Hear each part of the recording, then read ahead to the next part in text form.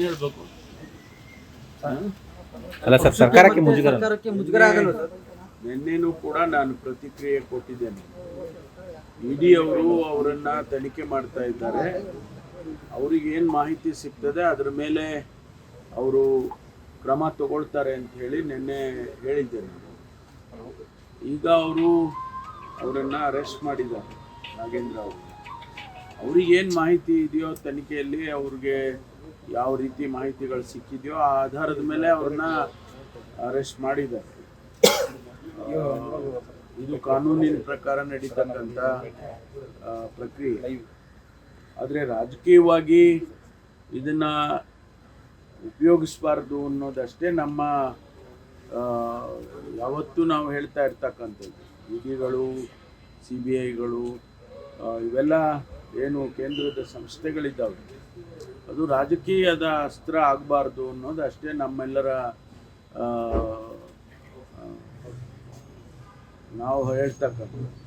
ಇದರಲ್ಲಿ ರಾಜಕೀಯವಾಗಿ ಅಸ್ತ್ರ ಮಾಡಿಕೊಂಡು ಇಡಿ ಅವರು ಬಂಧನ ಮಾಡಿದ್ದಾರೆ ಅಂತ ಅರ್ಥನಾ ಸರ್?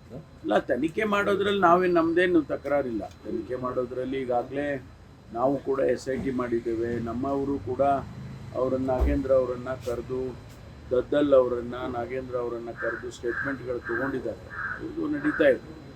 ಈ ಮಧ್ಯೆ CBIನವರು ಬ್ಯಾಂಕಿನ ದೃಷ್ಟಿಯಿಂದ ಮಾಡ್ತೇವೆ ಅಂತೇಳಿ ಅವರು ಇದು ಮಾಡ್ತಿದ್ರು. ಇದಕ್ಕಿದ್ದಾಗೆ ಇಡಿ ಅವರು ಪ್ರವೇಶ ಮಾಡಿದ್ದಾರೆ. ಅವ್ರಿಗೆ ಇರ್ಬೋದು, ಮಾಹಿತಿ ಇರ್ಬೋದು, ನಾನು ಅದನ್ನು ಡಿಸ್ಪ್ಯೂಟ್ ಮಾಡೋಕ್ಕೆ ಹೋಗೋದಿಲ್ಲ.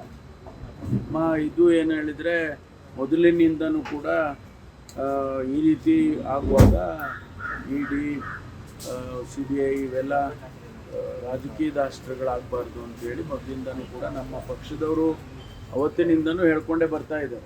ದಲ್ ಅವರನ್ನು ಕರೆದಿದ್ದಾರೆ, ನಮ್ಮ SITನವರು ನಾಗೇಂದ್ರ ಅವ್ರನ್ನೂ ಕರೆದಿದ್ದಾರೆ. ಅವ್ರ ಹತ್ರ ಏನು ಮಾಹಿತಿ ತೊಗೋಬೇಕು ಅಥವಾ ಅವರ ಸ್ಟೇಟ್ಮೆಂಟ್ಗಳು ತೊಗೊಂಡಿದ್ದಾರೆ. ಮತ್ತು ಅವರಿಗೆ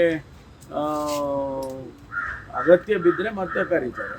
ಇಲ್ಲ, ಅವರೇನು ಎಲ್ಲಿಗೂ ತಪ್ಪಿಸ್ಕೊಂಡು ಹೋಗಿಲ್ಲಲ್ಲ, ಇಲ್ಲೇ ಎಲ್ಲೋ ಅವರ ಕುಟುಂಬದವ್ರ ಜೊತೆ ಇದ್ದಾರೆ ಅಂತಲೇ ಹೇಳಿದ್ರಪ್ಪ. ನಿನ್ನೆನೂ ನಾನು ಕೇಳಿದಾಗ ನಾನು ನಾಗೇಂದ್ರ ಅವ್ರನ್ನ ಅರೆಸ್ಟ್ ಮಾಡಿದ್ದಾರೆ, ದದ್ದಲ್ ಅವ್ರದ್ದು ಏನು ಅಂತ ಕೇಳುವಾಗ ಅವ್ರು ಇಲ್ಲೇ ಓಡಾಡ್ಕೊಂಡು ಅವ್ರ ಕುಟುಂಬದವ್ರ ಜೊತೆ ಎಲ್ಲಿದ್ದಾರೆ ಅಂತೇಳಿ. ಅಲ್ಲ, ಅದು ಗೊತ್ತಿಲ್ಲ ನಮಗೆ.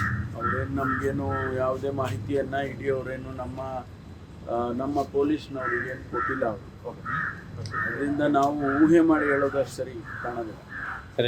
ಒಂದು 45 ಕೋಟಿದು ಏನೋ ಒಂದು ಹಿಂದೆ ಅವರು ಅಧ್ಯಕ್ಷರಾಗಿದ್ದಾಗ ದೇವರಾಜ್ ಅರಸು ಟ್ರಕ್ ಟರ್ಮಿನಲ್ಲು ಸಂಸ್ಥೆಯಲ್ಲಿ ಅವ್ಯವಹಾರ ಆಗಿದೆ ಅಂತ ಹೇಳಿ ತನಿಖೆ ನಡೀತಾ ಇದೆ. ಆ ತನಿಖೆ ಹಿನ್ನೆಲೆಯಲ್ಲಿ ಅವರನ್ನು ಅರೆಸ್ಟ್ ಮಾಡಿದ್ದಾರೆ.